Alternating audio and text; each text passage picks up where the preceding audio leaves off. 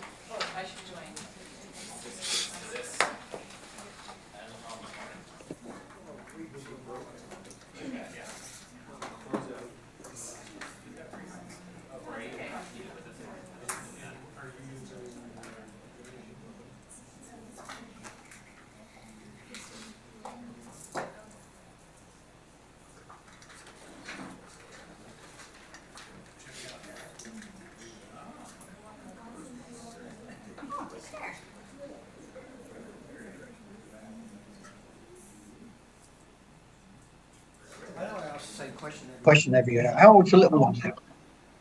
He's standing.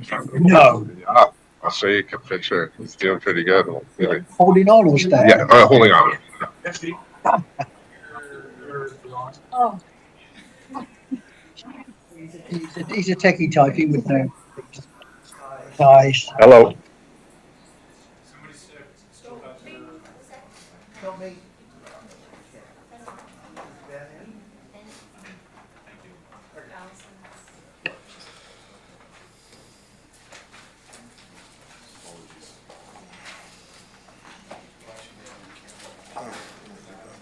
All right, everybody's good? Okay. Good afternoon, everyone. I'd like to welcome you all to the regularly scheduled Electoral Area Services Committee meeting of Wednesday, February 21st. My name is Ian Morrison. I'm your chair for today. I'm the director for Electoral Area F. Like to first ask who's got their, I'm muted. Somebody has a mic on. Oh, somebody's turned their mic off. Excellent. I'd like to start by asking those in the gallery and around the table, if you have your electronic devices with you, that you put them on mute or vibrate or turn them off. I'd like to welcome alternate director Champ from Area B to our meeting today.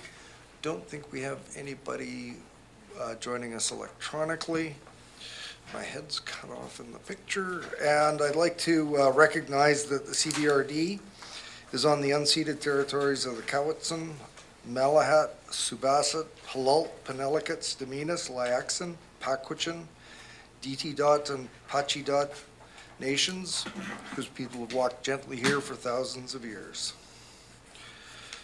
I turn to Ms. Boyd for the agenda, which we have some alterations to. Ms. Boyd. Thank you, Chair. R4, attachments G and H, unfortunately were missed at the time of publication on Friday. However, they have been republished. The report from the Development Services Division regarding application LUC 002-4795 Fairbridge Estates, VIS 693.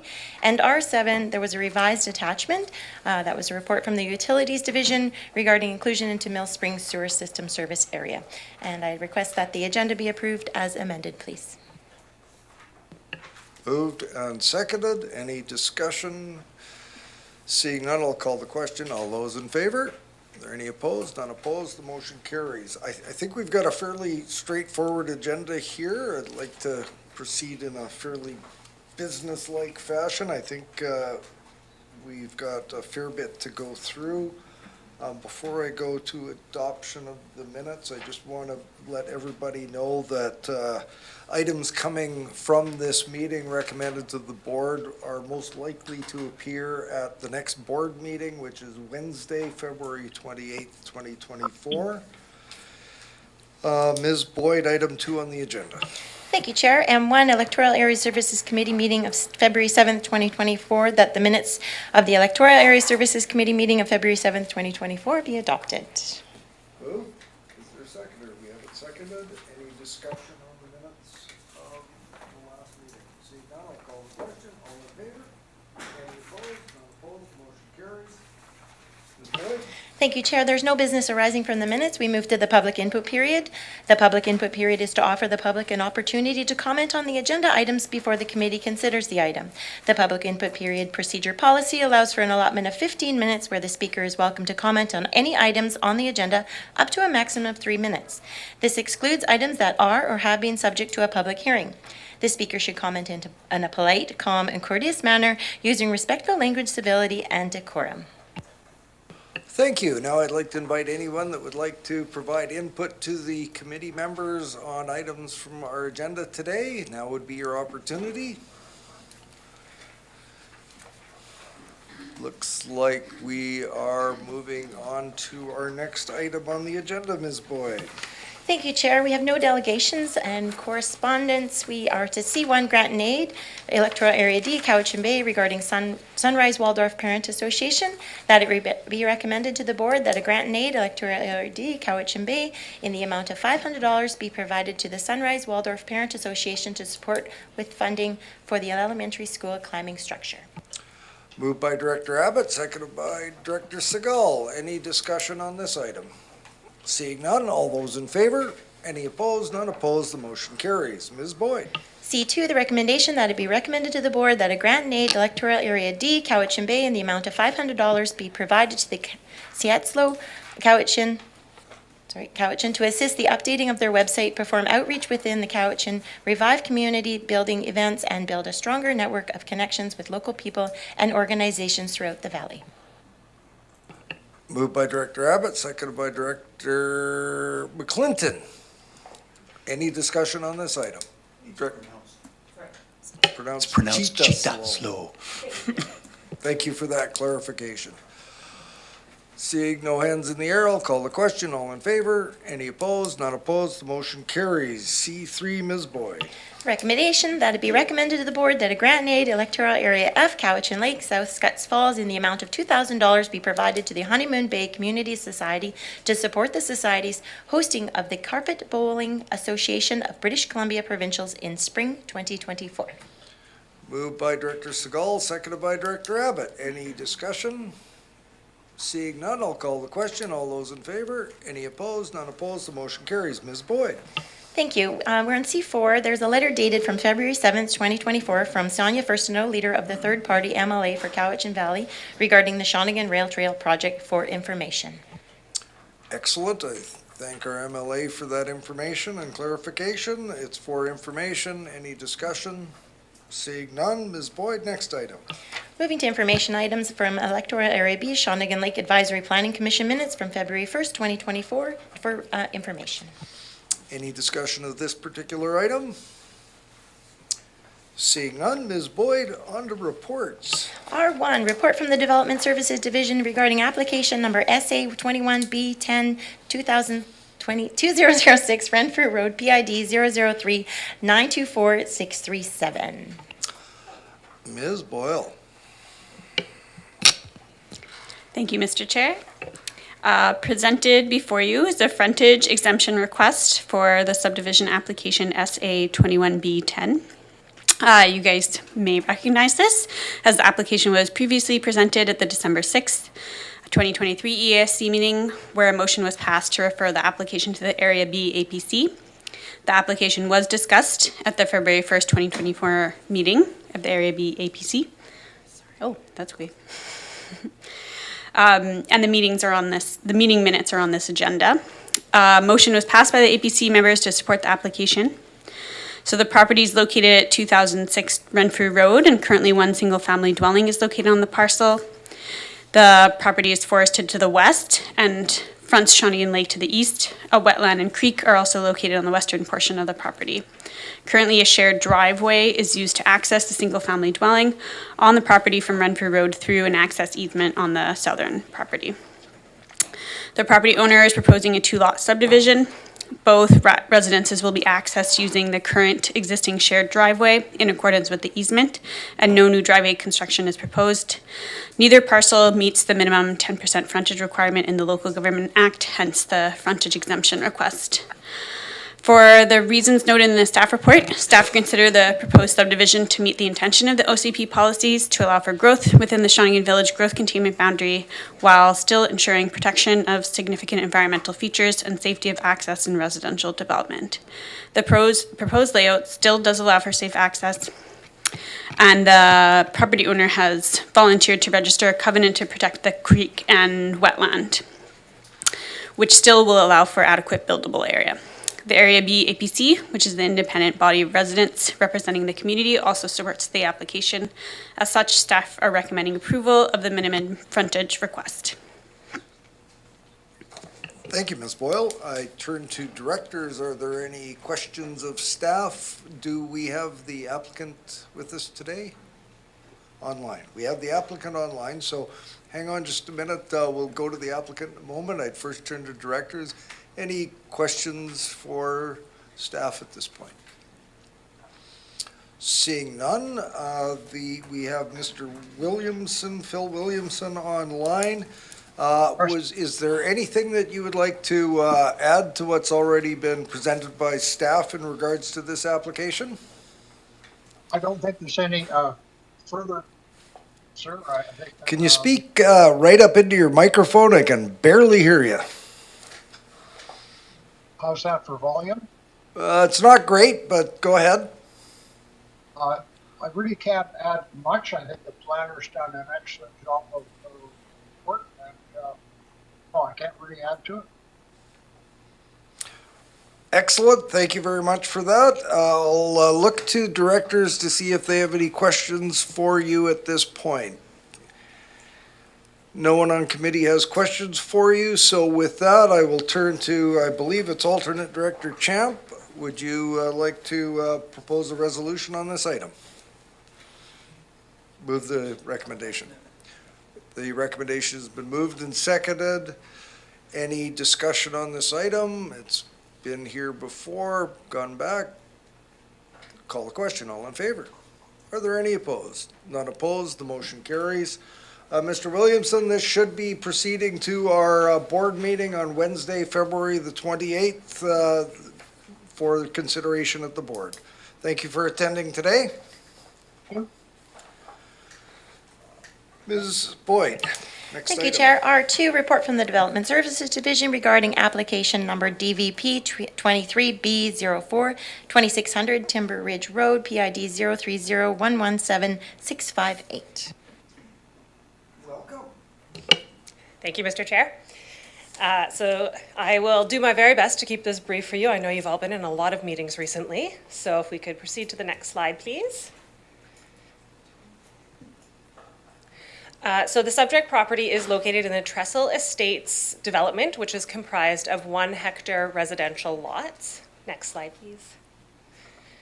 DVP 23B04 is a development variance permit request to vary the Electoral Area B zoning bylaw to increase the allowable parcel coverage from 500 meters squared to 651 meters squared, and to increase the maximum allowable building height for an accessory building from 7.5 meters to 8.6 meters.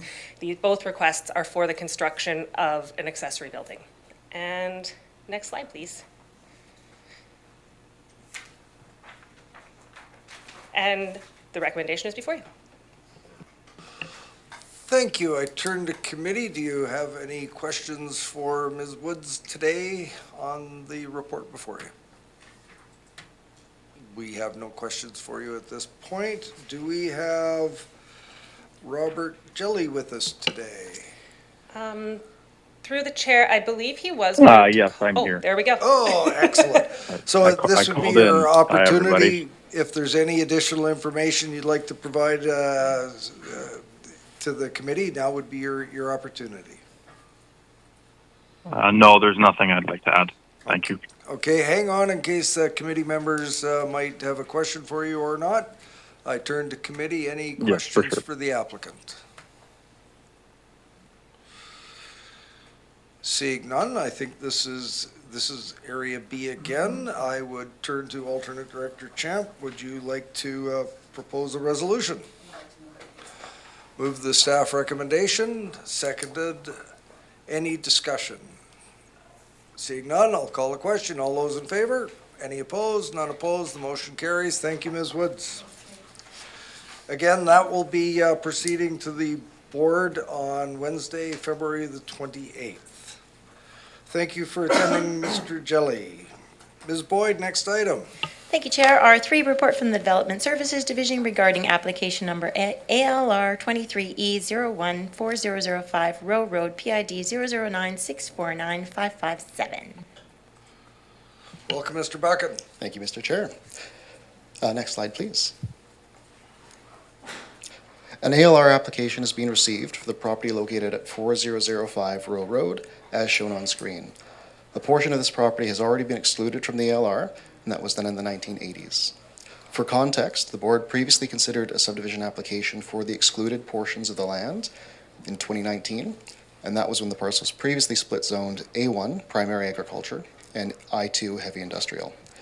That application was denied, and the CVRD initiated a rezoning process to change the industrial zoning to agricultural 7.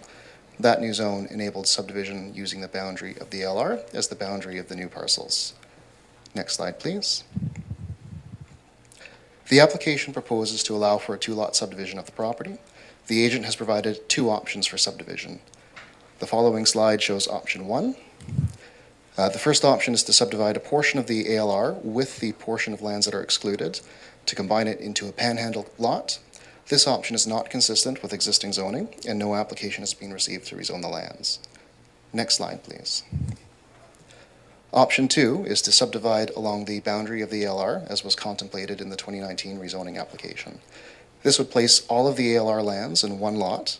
However, a portion of it would be non-contiguous and would require access over a small portion of the ALR in the front and through the excluded portions in behind. Next slide, please. The recommendation is to forward option 2 to the Agricultural Land Commission so that the ALC can make a decision on the application. The wording of the recommendation makes it clear that option 1 is not supported, and that should the ALC consider option 2 to be of benefit to agriculture, an access easement should be registered to ensure that residential and farm vehicles can access the land. I'm here for questions, and the agent may be online. Thank you, Mr. Buchan. Turn to directors. Any questions for staff at this time on this item?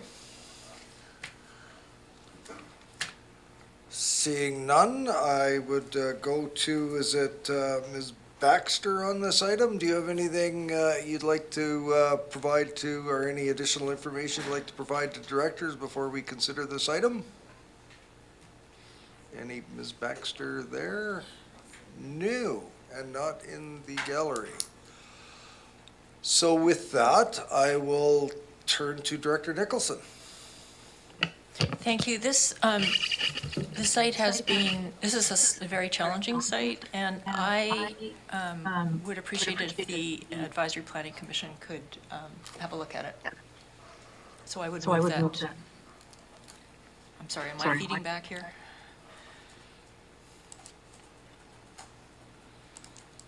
I don't think so. So I would move it be forwarded to the APC for consideration, for advice. So just so I get some clarification here, you're wanting the entire file or the recommended resolution? Are you wanting them to consider both of what's contained in the report, or do you want them to consider the staff recommendation? No, the whole thing. All right, so everyone's clear. We have a referral motion to the APC. Did we have a seconder? It's been seconded. No discussion on the propriety of referral. I'll call the question. All those in favor? Any opposed? None opposed? The motion carries. Thank you. Ms. Boyd, next item. R4, report from the Development Services Division regarding application number LUC 002-4795, Fairbridge Estates, VIS 693. Thank you, Mr. Buchan. Go ahead. Thank you, and next slide, please. A land use contract amendment application has been received for a portion of the common strata property associated with Fairbridge Estates, as shown on screen. The land use contract requires that the lands in question be kept in a natural state, but does provide an option for the CVRD board to authorize works within the area. Next slide, please. This application proposes to allow the construction of a reservoir building in a new location with increased capacity. The board can pass a resolution to authorize the construction and associated land activities under Section 18.b of the existing contract. The land use contract, for reference, will expire on June 30th, 2024, and at that time, the only CVRD approvals will be a building permit and development permit. There are some other approvals from other agencies, such as a notice of intent through the Agricultural Land Commission. That's noted on page 5 of the report, and we received word this morning that that had been approved. Next slide, please. The agent has supplied information from a qualified environmental professional to demonstrate that no riparian areas or sensitive ecosystems will be impacted by the proposed activities. The agent has also clarified that the areas to be impacted by construction are only a small portion of the subject property, which are shown with the pink dashed line on the screen. And next slide, please.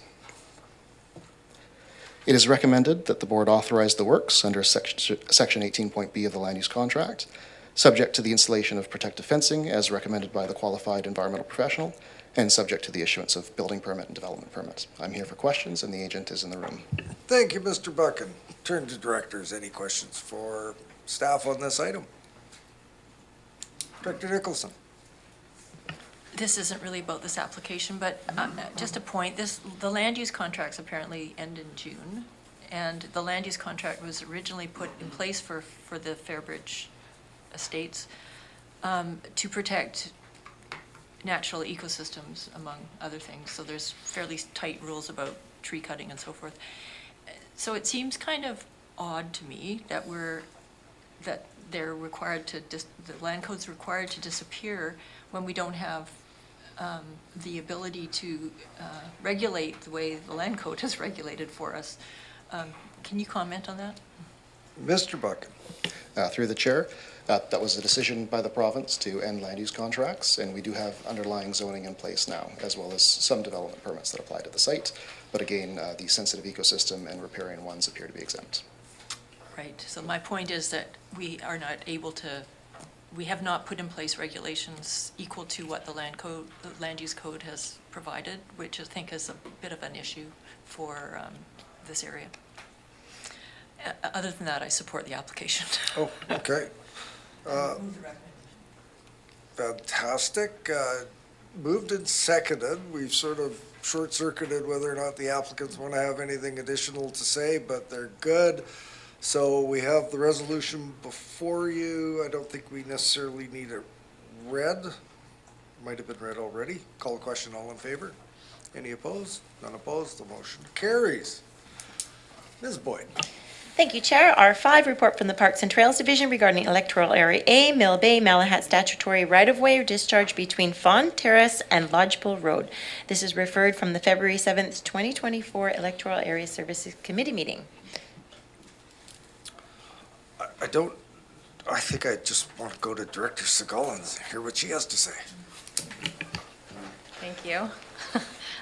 Thank you. I appreciate the extra time that Parks and the committee gave me to mull this one over. Community connections, I think, are so important to really fully understand the full breadth of, if we're thinking of getting rid of them. So this weekend, I walked the area really extensively. There is an alternative that gives local residents access down to like where the McDonald's Plaza is. It's not a CVRD-owned trail. It's kind of an unofficial trail, but there is an alternative there. And I actually reached out to the chair of my PAC from 2015 when the Parks and Trails Master Plan was created, and that this SRW at that time was really looked at in depth. And the PAC at that time, in addition to community consultation, identified that this SRW was not useful for the community connections in the area. So, there's the owner is interested to dissolve this. We have the other property owners are amenable. My current PAC supports the staff recommendation. And so there is like a little niggling bit, in the back of my mind that worries about like, what if development changes in Mill Bay and someday this SRW becomes important? But I just don't have any real substance to support that at this time, so I'm going to move forward with the staff recommendation. I'm open to hear what anybody else has to say. Well, we have a seconder, and I was going to have Ms. Boyd read the recommendation, and then we can have this discussion if you'd like. Ms. Boyd, go ahead. Thank you, Chair. That it be recommended to the board that the statutory right-of-way, EG 110164, be discharged from several properties between Fawn Road and Lodgepole Road, specifically PIDs 018390421, 018390404, 023517531, 023517557, and the common property of VIS 4065, subject to a financial amenity contribution from the property owners, the applicants, to the Electoral Area A Community Parks Capital Reserve Fund equal to the fair market value of the statutory right-of-way as determined by the certified land appraiser. Thank you. Turn to committee. Any discussion on this item? Director Wilson. Yeah, just a quick comment, Mr. Chair, and I appreciate the dilemma that the area director finds herself in. It's the what we've referred to before as the crystal ball conundrum. We don't know what will happen in the future, so we can only move forward on what we know now, which is exactly what she's doing, and good luck with that one. Thank you. Any other discussion? It's been moved and seconded. I'll call the question. All in favor? Any opposed? None opposed. The motion carries. And that one will go to the board on the 28th as well. Ms. Boyd, next item. R6, report from the Fire Rescue Services Division regarding supplemental budget amendment. I believe that Mr. Schuer is online. Mr. Schuler, do you have anything to present, or are you here to answer questions? Through the chair, through you, Mr. Chair, I am here to answer questions. I believe you got the staff report outlining the request. We do. So with that, any questions for staff on this particular item? Seems fairly straightforward. This is Malahat. Turn to Director Segal. Moved the recommendation. Is there a seconder?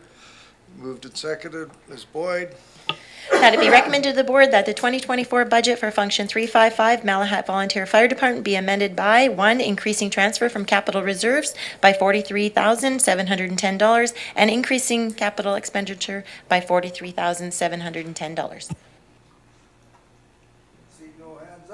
Seeing no hands up, call a question. All in favor? Any opposed? None opposed. The motion carries. Ms. Boyd, next item. R7 from the Utilities Division regarding inclusion of Mill Springs Sewer System Service Area.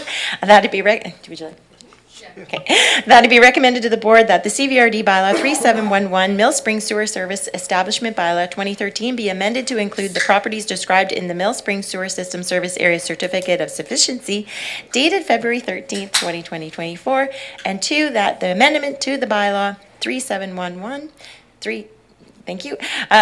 be forwarded to the board for consideration of 3 readings and upon a payment of the capacity connection fees for adoption. Turn to Director Segal. Moved. Is there a seconder? It's been moved and seconded, and this is the one that I think I found they've corrected the cut and paste issue. Okay, excellent. There was some it was a draft, so the correct one's in there now. Seeing no hands, call the question. All in favor? Any opposed? None opposed. The motion carries. Ms. Boyd. R8, report from the Utilities Division regarding Missachi Lake street lighting service requests. That it be recommended to the board that installation of 2 street lights on BC Hydro poles number 2263329 and 2387953 located on Carlton Road in Missachi Lake be approved. Moved by Director Abbott, seconded by Director Segal. Any discussion on this item? Seeing none, I'll call the question. All those in favor? Any opposed? None opposed. The motion carries. Thank you for that, Ms. Boyd. R9, report from the Utilities Division regarding proposed Shawnigan Village Water System Service Area. That it be recommended to the board that a new water system service area be established within a portion of Electoral Area B, Shawnigan Lake. 2, that the long-term boring in the amount of $3.2 million to purchase the Shawnigan Village Waterworks System to create a new service be approved, and that Electoral Area approval for adoption of the Service Establishment Bylaw and Loan Authorization Bylaw be obtained through an alternative approval process. Thank you, Ms. Boyd. I see we've got the powerhouse engineering staff here with us. Ms. Thompson, please come forward and give us a brief outline of what we're doing here, though I think we all know. Okay, thank you, Chair. So the purpose of this report is to bring forward the draft bylaws for the proposed Shawnigan Village Waterworks acquisition. We mentioned in the report that we've started public consultation on this, and there will be more public consultation. Next, there's a public meeting scheduled with the community on March 11th.